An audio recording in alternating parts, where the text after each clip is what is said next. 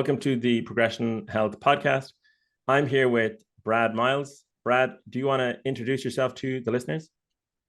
Absolutely. Yeah. Thanks for having me, Ross. My name is Brad Miles, co-founder of Lever Movement. We're based out of Boulder, Colorado. We are a bodyweight support device company. We've been around for about 5 years now. Great. So yeah, I saw Lever on social media. The athlete Lewis Orta was using it. I was like, right, it's got to be good if he's using it. But I don't really know a whole lot about, bodyweight support training. And I see a lot of potential for injury or just daily use. So how did it come about? And, what's the target market? So it came about because I ran for a D1 school down in Texas, and our school had 2 AlterGs for just the track program. And so AlterGs, been around for 20, 25 years now. You can read their website, but like kind of NASA built, like using an air bubble, air pressure treadmill. You zip yourself in, it blows up, and you can reduce your body weight using air pressure, essentially. And so when I came out of school, loved the functionality, but I came out of college, moved up to Boulder, Colorado, and a lot of my friends at the time were professional runners, triathletes, even Olympians. And anytime they got banged up or a little injured and had to take a day or two off even from running, like they did not have access to an AlterG. They're just very inaccessible because they're so expensive. My co-founder and I really starting to think like, hey, there's got to be a way to make this type of functionality available for the everyday athlete. And we did some research, and there was nothing out there that made sense for somebody to purchase for their home treadmill. And so we designed a treadmill attachment. We sit on the arms of a treadmill, and we wanted to make it as accessible and affordable as possible for every athlete around the world. And so we kind of set off with that mission about 5 years ago or so. It's been a really cool ride. Yeah, we've been doing a lot. Had to do a lot of education because there's not much awareness about bodyweight support in this space. But now that we've been in for 5 years or so, like just word of mouth and the testimonials that we're getting from customers are really cool. So a lot of people are telling their friends, which is helpful for us. Great. Yeah, I think it has so much potential. So just to compare it to the AlterG, I know it's pretty expensive. Like, how much do they cost in comparison, and how much is it for a session versus, if you buy the lever? Those treadmills can go anywhere from $40,000, $50,000, $80,000. A lot of NBA, NFL teams have D1 schools have the budget for them. So it's not really like for personal use. You would not have one of these machines unless you're like Kipchoge or somebody. Dathan Ritzenhein had one in his house. He had one of the original AlterGs in his house, which is awesome. But other than Dathan and actually Kara Goucher, there's not too many other people I know that have one of these systems at their home. It's not accessible for the average athlete. Right. Yeah. And even like in a town like Boulder, where there's just everybody is a pretty elite athlete, CU has one. There may be like a PT in town that has one, but also they're just really expensive to use. So if you even wanted to rent it out for an hour, let's say 60 minutes, 60 to $100 or even more to rent those out for an hour. And so that's really what our goal was to provide something that somebody could have at their home. And, we haven't gotten into this piece yet, but it's not just for injury recovery. A lot of healthy athletes, and the goal is to continue using it even when you come back from your injury. But our goal was to, have a device that made sense from an affordability standpoint. And then what we also did during COVID is we actually opened up a rental option for our system as well. So we start at $999. But you can also rent it out for $99 a month. That can convert into a rent-to-own program as well. So we're just trying to make bodyweight support as accessible as possible, mainly because the functionality is so good and nobody knows about it. We're trying to spread the word that way. Just on the education side, if someone hasn't heard of bodyweight training, what's kind of like maybe the science or like, what exactly is happening when someone is running without the suspension versus when they are, suspended?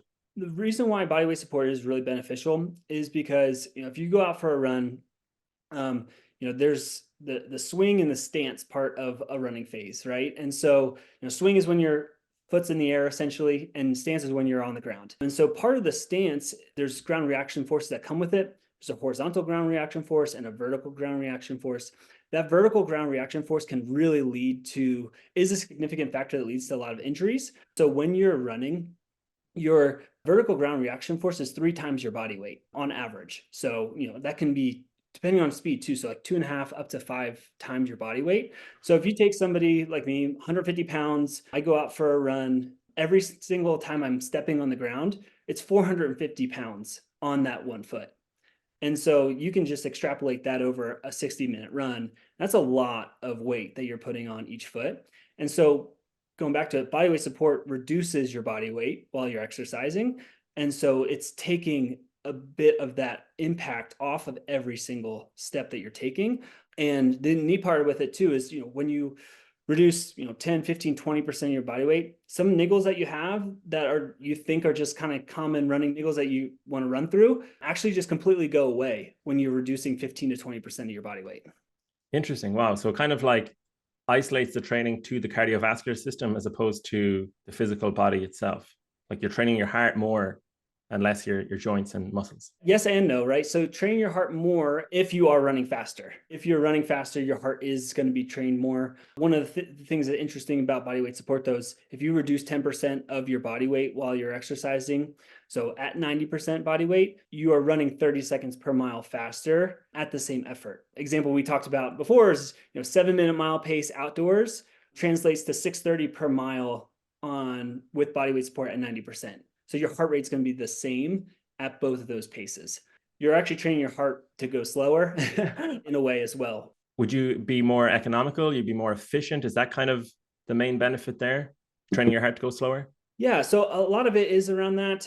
We did research with University of Memphis as well. And one of the things that they just dived into was how body weight support and unloading your body improves running economy. We can talk about it from like a cardio standpoint, but then also from just like a running gait, like your posture, your gait actually improves as well when you're able to reduce your body weight. That's like a benefit I didn't expect to hear. And just one kind of question I had exactly with the equipment itself.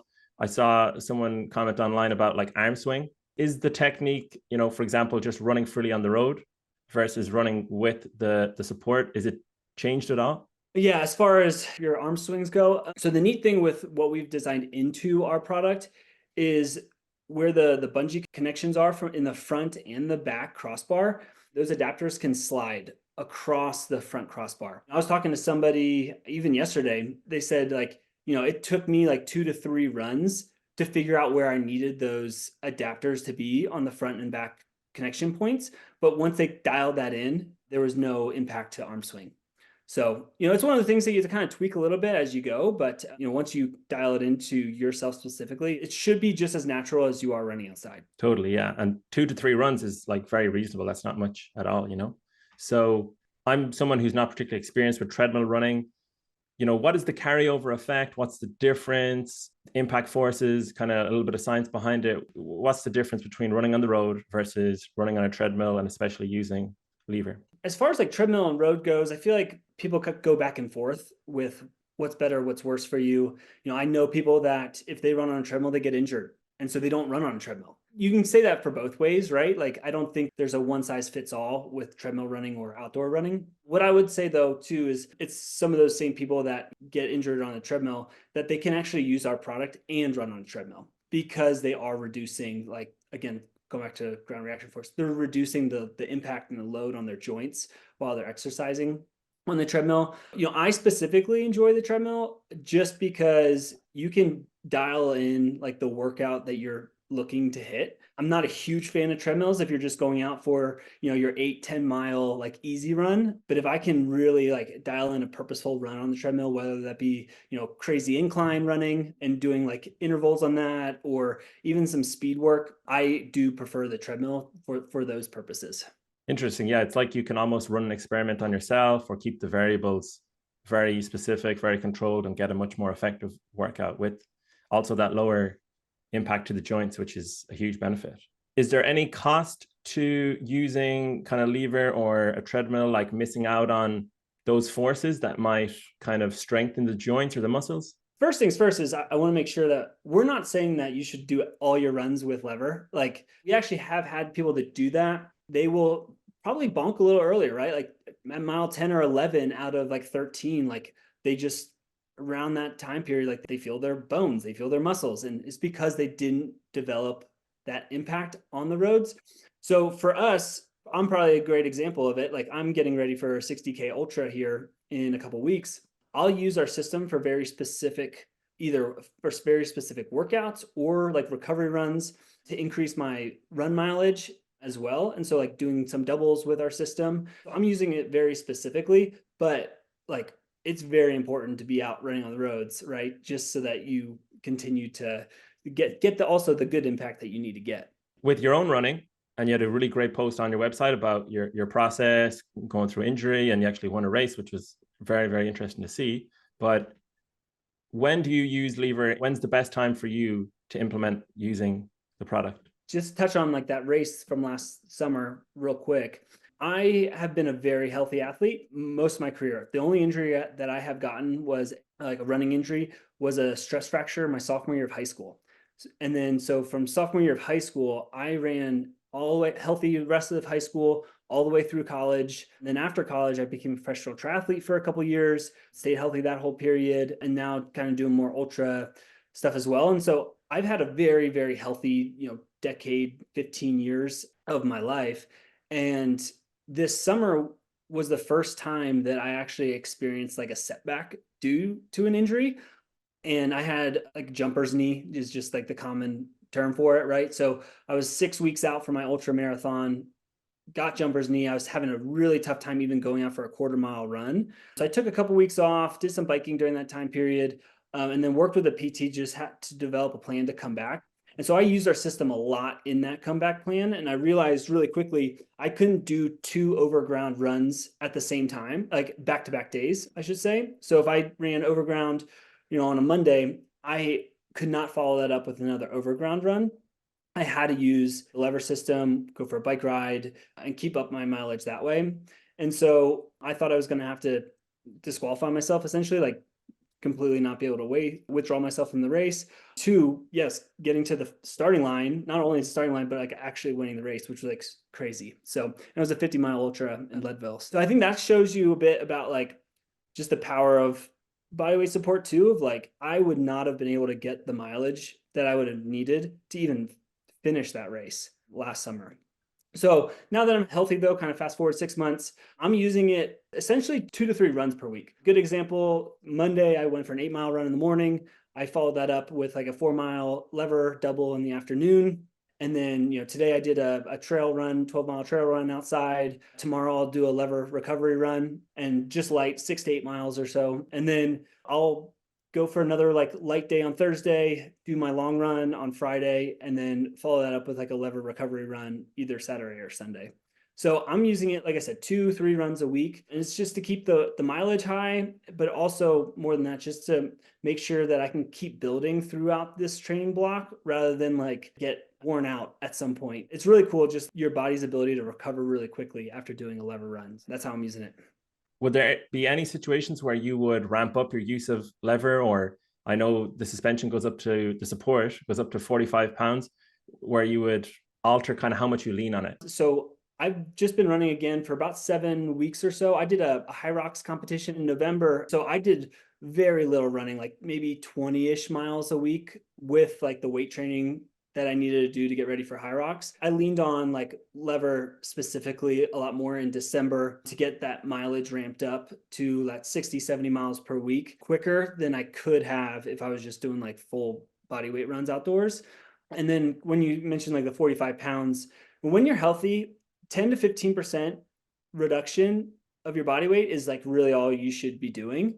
If you're injured, that's a whole different conversation around like your return to run protocol and what you need to do from a pain management standpoint and how much you need to take off to actually follow a progression plan like that.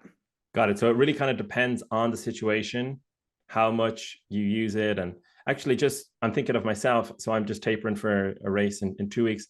Does it come in to play there? Could it help with the taper where you're trying to get more recovery in and you just want to take some stress off the joints? Yeah, absolutely. And honestly, I was talking to a guy that owns a triathlon coaching business the other day, and he said he really dials in the lever workouts in the taper. The taper is the most specific portion of his lever workouts that he does because he wants to make sure that his body is like, and not just for him, but like for all of his athletes, is really sharp for race day, right? Like running, especially for triathletes, running is what bangs your body up the most out of the swim and bike, right? Obviously. So being able to reduce the body weight, but also get the turnover and the workouts that you need in, it freshens you up for race day in a pretty cool way. When you taper, do you reduce your mileage like significantly, or do you race well reducing your mileage, or like staying kind of consistent towards race day? What I meant to do, what my coach has me doing, is reducing my mileage, but I'm just still a bit of a novice newbie, and I'm like, I want to keep my miles high. So like I will reduce it, but it's tricky. Like when you get into the habit of running regularly and a lot, it just feels abnormal, especially when you get nervous coming up to a race. So reluctantly, I reduce my mileage. Yeah. Yeah. No, and I think that's what everyone's been doing for a very long time. I know for me personally, I don't do that well reducing my mileage. My body just kind of like gets into slug mode, just like slows down a little bit as I start reducing my mileage and like taking it easy. The week of is a little different before a race, but like I try to lead up as far as I can and then lean on body weight support a little bit more and more and more as I get closer to race day. Yeah, that sounds like an ideal way to use it, or properly taper. So just one question that comes to mind is walking. And let's say somebody is like properly injured. Does lever have an application there where it can help people get back walking, like when they're really injured? Is there many people using it for that purpose? I'll start by saying, we work with a wide range of injuries. And so, anywhere from, stress fractures, Achilles tendinopathy, plantar fasciitis is a big one that we help people come back from, shin splints, a lot of knee issues.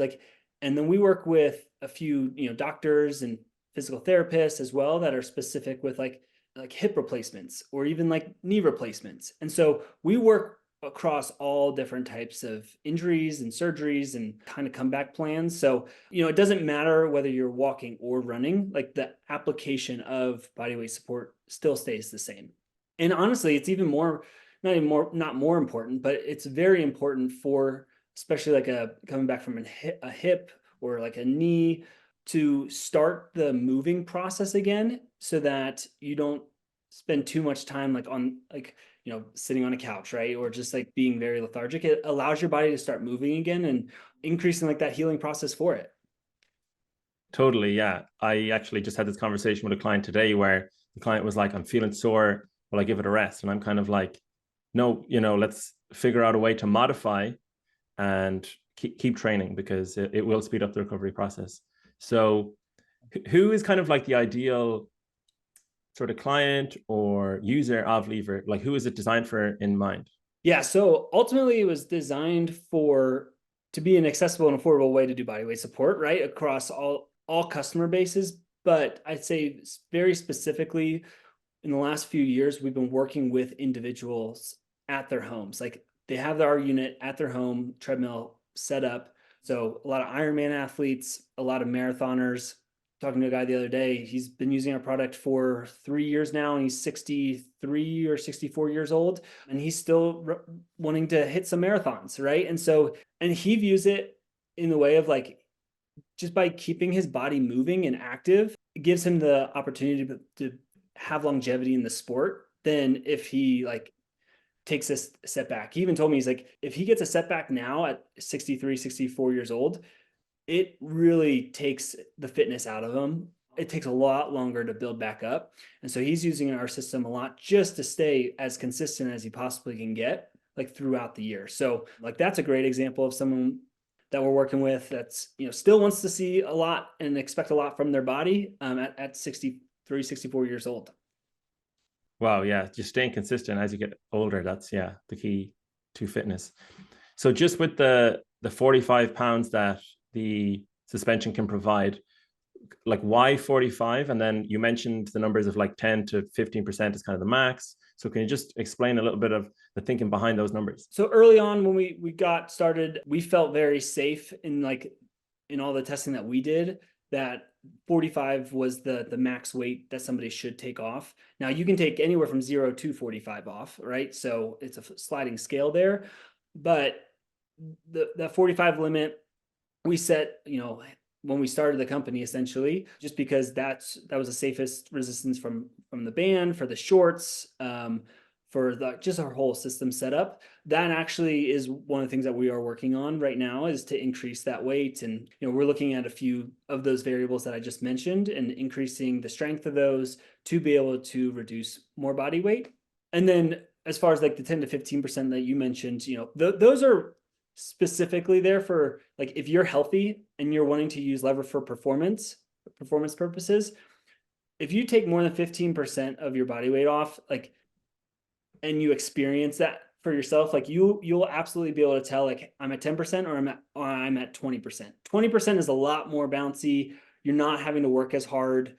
Kind of going back to that model that I mentioned earlier of like around every 10% is 30 seconds per mile faster. Like if you go to 20% body weight reduced, you have to automatically run 1 minute per mile faster just to match your heart rate at a normal run outdoors. And so to get any benefit from it, you have to go faster, obviously, right? And so 20% is very bouncy. 10, that's what I said, 10 to 15% is a pretty good sweet spot. I like to stay around 12%, honestly, in between that 10 to 15% range. Interesting. So, going kind of at your top end speed or, at your race pace, it's kind of hard to train your mechanics or, your gait at that time. And it can sometimes like even fall apart. The wheels can start to come off. So is there people using it to train at higher speeds and to work on their form at higher speeds, which would be trickier than without the suspension? Yeah, I think top end speeds is definitely hard regardless, right, of holding everything together. A good friend of mine, he owns Run DNA, which is a running gait analysis company, and they're doing a lot of really cool things. And one of the things that he even recommends is if you're having a tough time like holding like that correct gait form together for like a longer run, like using bodyweight support allows you to actually hold it for a longer period of time, right? Like if your body starts shutting down around like mile 6 because you are like practicing a new form of running, bodyweight support kind of gives you that extra bit that you need to like hold yourself together for a little bit longer, just because it's not putting as much stress on the body. Interesting. And does that carry over then? Have you seen any kind of feedback from people who have said that they've noticed the race pace was easier, or do you have any results yet on that? Yeah, I mean, not as much around like race pace. I think the professional triathletes we work with dabble a lot with the overspeed sessions. So doing like their tempos using our system, longer threshold runs using our system. And so that's a lot more applicable in the triathlon world. Like I don't have any stories for you right now around like, marathoners doing threshold runs and then ultimately saying, hey, race pace is easy, because that's a much faster pace than doing a marathon in the Ironman, right? So definitely different paces there and efforts. Yeah, no doubt it'll happen because, just as more people start to use it. So Yeah. with running, what are kind of like the most common injuries that you're aware of? And then, what are people's experiences with injuries and going from using lever to going through that process of using lever and coming out the other end? Yeah. So a typical, there's a whole even bucket of, and they're called common running injuries, right? And those are the plantar fasciitis, Achilles tendinopathy, shin splints is a big one, but even bone stress injuries, even lower grade bone stress injuries. Those are all kind of in that bucket of common running injuries.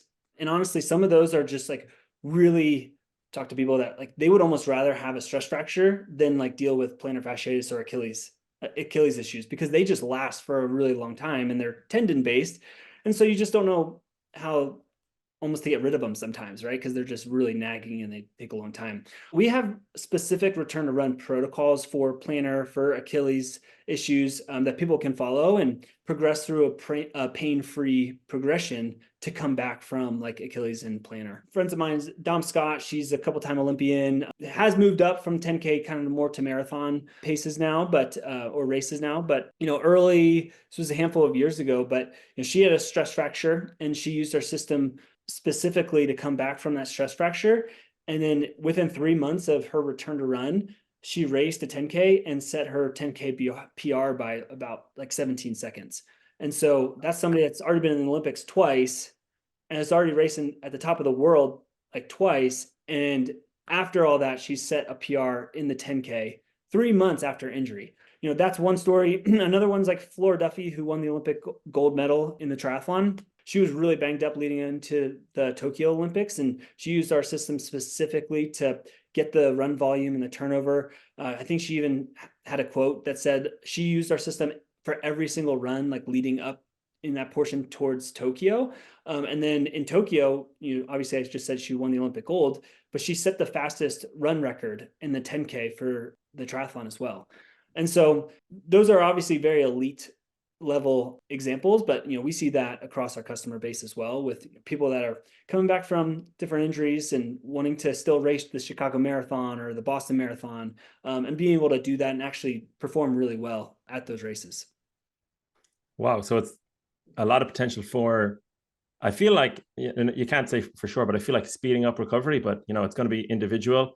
Injury is so difficult with running that, like, your options are to just sort of rest or to try and run through it in a way. So it's like, it's hands down, worth trying to see. And by the stories you've given, it's got huge potential. So and those stories are with elite athletes. So with more like recreational runners such as myself, what are kind of some of the experiences or the testimonials, feedback you've gotten for someone who's maybe newer to running or is doing kind of shorter distances, like the half, for example? Half marathons, like we work with a lot of half Ironman athletes too. And, I think the big thing is, it depends on how you're using it, right? Like if you're coming back from injury or specifically for performance. But we've seen a lot of age group athletes, take off a solid like 10 minutes in the half marathon. And that's specifically because they were able to increase their mileage. Like, hey, my body always breaks down around 40, 45 miles per week. But I was able to get your system trained on it for 55, 60 miles per week. Obviously, just running more mileage, having the volume in your legs, but staying healthy throughout that entire training block. They were able to, run really awesome PRs. I actually, November, I talked to 12 of our customers, and they were all age group stories. And we're actually taking a little too long to get them out, but those are starting to come out here over the next couple of weeks. If you guys follow us on Instagram or anything like that, you'll be able to start seeing like a lot more of the age group stories that we have that are a lot more applicable for people, right? Versus the Olympic gold medal stories. Great. Yeah. Because I think that's kind of an issue, is like trying to figure out how to progress the mileage and, try not to increase too quickly, too soon, or just running into those injuries that are so common. So is it realistic that you can add mileage like faster than that kind of 5% that's recommended by using the lever? Like, do you see people being able to do a lot more mileage like in a shorter space of time? It's hard to give that recommendation without the research that backs it up. I will just say, for me personally, if I need to increase my mileage, I will lean on lever to increase my mileage in a significant manner to get to where I need to be from like a baseline volume standpoint. So I've seen it, I've done it. And yeah, I think the big thing is just like knowing who you are as an athlete. Like, are you a very resilient athlete? Are you an injury prone athlete? Like, if you have years of being an injury prone athlete, like I would definitely not recommend doing that. But I've even like this last summer, that was kind of like a fluke injury. I know what led to that. So, I've kind of 15 years of like a healthy background and not having injuries, even running 80, 90 miles a week for a long period of time.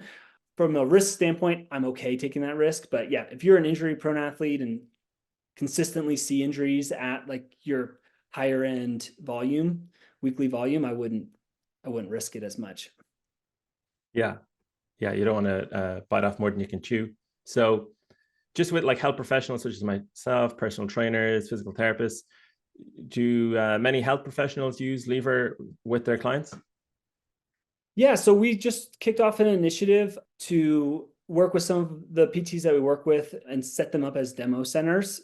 So if like someone like yourself is like, hey, I'm super interested in this type of tool, I'd love to try it first. We've set up demo centers. You can find those on our website. So if there's a demo center in your city, like you can go to that PT essentially and test out the system for yourself. So yes, we do work with a lot of PTs. We're definitely seeing like that becoming like a bigger space for us to play in as well. So yeah, besides, if I kind of did a breakdown, like that individual athlete is still the majority of our customers today, but PTs are significantly picking up the coaches, the colleges that we're working with and their athletic programs, and then even professional teams as well. We're in 6 of the 7 continents in the world, minus Antarctica, right? So Antarctica is the only one that we don't have a unit in today. So, we're shipping units globally. Great. So everybody can get a hold of it. So what I'm thinking of as well, I think the Zero G, is that that's the competitor. They do some kind of like rehab movements, like for example, lunges, squats. Can you do resistance training movements like lunges and squats with the lever as well? Yeah, absolutely. And so we're working on a whole like holistic program to like really help people coming back from certain things. And we have an app that's built out today already that connects to our unit. But in that, we're working on really providing a lot more resources for like people to use in multiple different areas. And strength and mobility is a huge topic that we're looking to address. Totally, yeah. It all goes together. So you mentioned off air just about the research that's been done. Can you just talk a little bit about what the science says about lever? Yeah, and just kind of even starting this call. So AlterG's been around this space for the longest, a little over 2 decades now, and they early on did a lot of research around their tool. And so as we were really getting started as a company, one of the things that was important for us was work with a team that was going to do research to compare what the impacts on the body are with our system and the impacts on the body of the AlterG. And so we worked with University of Colorado. They did some of the research with AlterG in the early days. We worked with that same professor to do that research with us as well, to compare our product versus theirs, so that we could also say like, hey, what AlterG's research says about what the benefits of their system also applies to us, because the body is reacting in the exact same way with their system and our system. So that was some of the early research that we did. And then the later research that we've done was a little bit more around the running economy and vertical ground reaction forces and just like the impact on the body. That was the University of Memphis as well. Some quick trials with some other research programs as well, but yeah, kind of sums it up. Very good. So there is research to back up lever, and it has been studied. Yeah, and not only that, like I think the big thing, which is a lot more applicable for people, is built into the return to run protocols. Like the protocols that somebody can follow to come back from Achilles issues, plantar issues, that is really applicable for like the average person that's like in the middle of dealing with like that injury. And so there are specific protocols that are written to come back from those. And so, those are some of the things that are built into our app, as well as like resources for people to be able to use and come back from as well. Got it. So with the app itself, you have lever, the device. What does the app do? Because it doesn't strike me that you would need an app, but again, I haven't, actually seen the app. So yeah, what does the app do with the device? Great question. Yeah. So this is one of the things that's been really cool just in our progression as a company. And so, the early days, we had markers on our bungee to estimate the weight off for the user. At 8-pound increments, you could estimate how much you were taking off that way. Why the app is so important is because we created a scale that is on the front crossbar of our unit. And that is taking the calculation of the weight that you're removing and then feeding that via Bluetooth to our app so that you can actually see it on your phone. So you'll have a profile on your phone in the app. It'll show you now like, hey, you just removed 20 pounds of body weight, that you're exercising at 85% body weight, as an example, right? So that's what the app is there to do specifically. And then also, like I mentioned earlier, like we have guided return to run protocols. And so you're able to, connect to the device, connect to the scale, and then also follow the protocols, and they're step-by-step, day-by-day protocols to follow. And, essentially using it as a way to like engage with the person to like continue their comeback in a very safe and stressful, pain-free way. Nice. It sounds like it makes the whole process just more efficient, which is great. So myself, I have like a little bit of a niggle in my knee, and I usually don't notice it, but if I do like a particular movement, I feel it. So let's just say I'm using this return to run protocol. Let's just say the injury I have flares up. Like, what could I expect? What kind of time frame? And yeah, what would it look like? Yeah, it's definitely, first things first, we always say to we're not going to be your medical expert. So work with, a PT, a doctor, whoever you're comfortable working with. Really, once you're cleared to begin like exercises, and it sounds like you're still exercising and still moving, it just sounds like a niggle. I think one of the things that you can do is really follow just a pain management protocol. And what that means is you just find the weight that you can take off to not feel any pain. And so for you, that might be, 15%, that might be 20%, that might be 25% body weight removed. But you just would find like that, you would just find that marker and, hey, I don't have pain at this pace or this weight off, and then exercise at that pace. A lot of the protocols that are built for specific injuries, start around 30% body weight removed. And then, as you can continue progressing in a pain-free way, knock it down 5%. So now you're at 25%. Okay, we can now move to 20%. And it follows 5% increments for that time period. Did you go through this process in the 50K race lead up that you did? Kind of a similar process? Yes. And so I worked with my PT to come up with a plan. I had 4 weeks from like when I was starting running again to the race. So I didn't have a ton of time to come back. What I did though is I found what worked for me from a pain-free standpoint, and I just did that. So, my PT said, the pain scores between 0 and 4, you can keep exercising. If it's 5 or above, like 5 to 10, you need to stop that run. And so I would, go out for runs at even full body weight some days, and I'll be like, this is for sure a 6. I'm not running today. And instead of like running that morning, I'd use our system maybe that afternoon even. So that same day though, I found really quickly that taking off 15 to 20% body weight and running at a 3 to 4% incline helped me specifically, and I had no pain. And so when I kind of found the rhythm of pain-free running, I just stuck to that and made sure that, what I was practicing for those 4 weeks leading up, I knew what I needed to do for that week of my race. So I knew I wasn't going to have pain on race day. And so that's kind of how I followed that pain management model. That sounds so interesting. So can you kind of just go into a little bit more detail? So you had the pain, the injury, and then just kind of how it felt, from like sort of start to finish. It's so hard to imagine. It's kind of like, let's say, for example, if I was injured, it's like there's just not that many options to sort of work around it. I can walk, I can rest, I can run slower, maybe run on grass. But yeah, I guess how does it feel to use the lever, even mentally when you're injured? Because I would be apprehensive, I'd be like, oh, my confidence would be a bit shaky. Yeah. And so, very specifically, like I had patellar tendinopathy, had a 21-mile run the day before I started feeling any pain. So I did 21-mile run, felt awesome.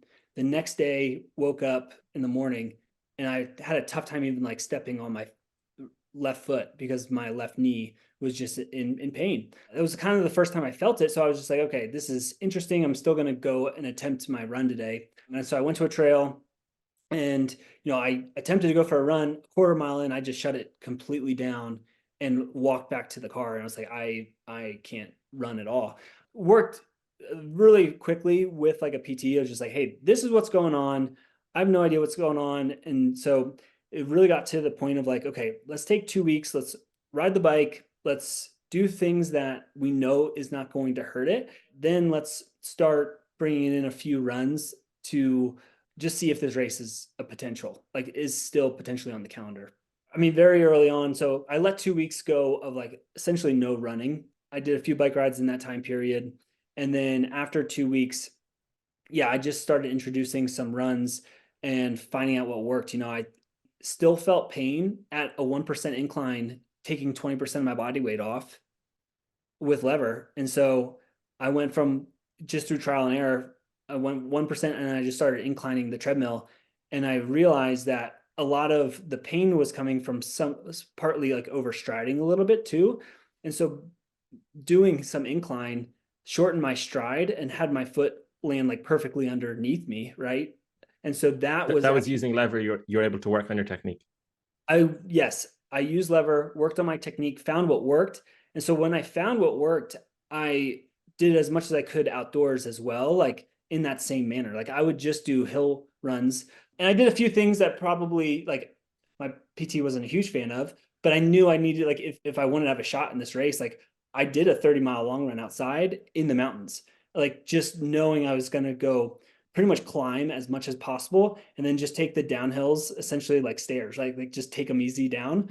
And so I was able to just to find what worked over that 4-week period. But I mean, I had to quit, I think it was around 6 runs or so, where I like went out the door attempting to go for a run that day, and I had to shut it down within a quarter mile because it was just so painful. Again, on the flip side, if I didn't have the lever system, like I would have been done running that day. But instead I was able to use that afternoon and go back to what worked, 3-4% incline, take 15-20% off, and get still like the volume that I needed to give the race a shot. That's great. Yeah, that's kind of like very hopeful and encouraging for anybody who has injuries or experiences them on a chronic basis. So you've mentioned incline quite a bit. What is the significance of incline, and why does like a treadmill make that, easier? I wouldn't even say the treadmill makes inclines easier unless you live in a place that has no incline available, like no hills available. We're here in Boulder, so I can kind of go out and climb from 5,000 feet to 8,000 feet all in one go. I use the treadmill though, very specifically with lever, because I knew I could shut a run down if I needed to and didn't have to walk back to a car, right? Like by being able to use the treadmill, if I had any sort of like, okay, this isn't it today, you're still in the same place. Like you don't have to round trip it 4, 5, 6 miles in pain back home. But as far as like inclines go, I think it's a very controlled environment, a treadmill. And so just like knowing that you're at 4% incline, I did leading up to that race, I did many 8-mile runs at 4% incline. And it was just a very controlled environment. I felt within my pain score that entire run, that's 0 to 4, like the entire run, rather than being like, oh, this is pushing it a little bit today. Interesting. And so using incline in combination with lever, like, does it like kind of have a compound effect where it really takes a lot of stress off the joints? Or is it sort of just like if you're taking 10% off plus incline, it's kind of like straightforward? For me specifically, I think it was more so like it shortened my stride. So I wasn't overstriding because I was running at 4% incline, which was good for the knee. And then, reducing my body weight also just allowed me to like feel a lot more confident in that run. And even take like, maybe if it was full body weight, it would have been like a 4 to 5. But with like taking 15%, 20% of my body weight off, it was a 0 or a 1. So like I barely felt it and I was able to keep moving. But yeah, I mean, that's specifically what I kind of used for my return. The pricing, the rental options, like if someone's like, okay, I'm interested, I want to try it, like how kind of widespread is lever? Like, for example, is there anywhere here in San Francisco? Yeah, what are people's kind of options for actually using it? Like I mentioned earlier, our product starts at $999. That's the unit without a scale. Scale unit for that same model is about $1,200.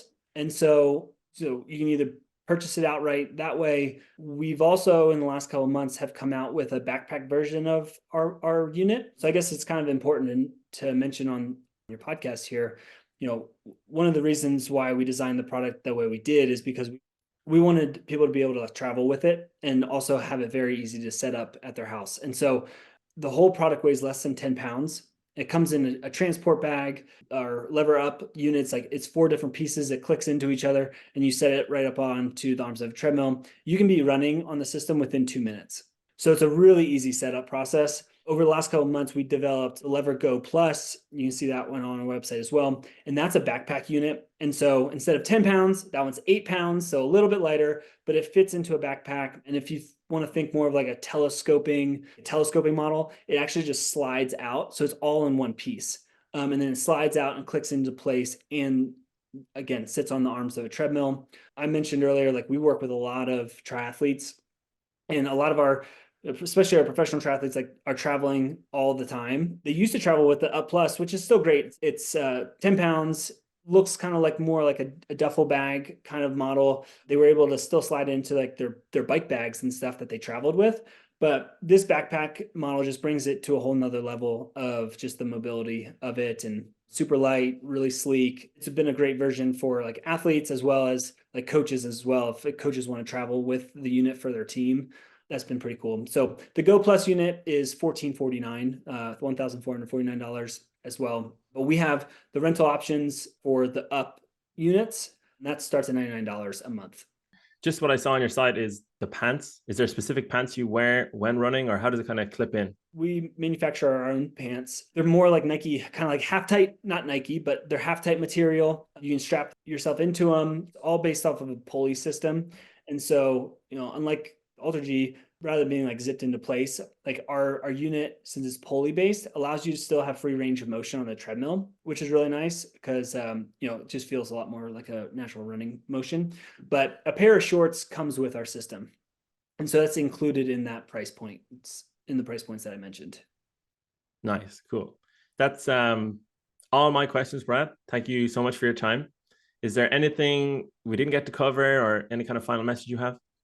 This was great. So first off, I really appreciate you having me on. I would definitely say, follow us at Lever Movement on Instagram. It's an Olympic year. It's going to be a really exciting year. And yeah, I think just if you're interested in learning more about how to train with bodyweight support, whether you're healthy or you're coming back from an injury, Instagram and our website is two really good ways to find out more about us. Brilliant. Yeah. Thanks very much, Brad. And we'll talk again soon. Awesome. Thanks, Ross.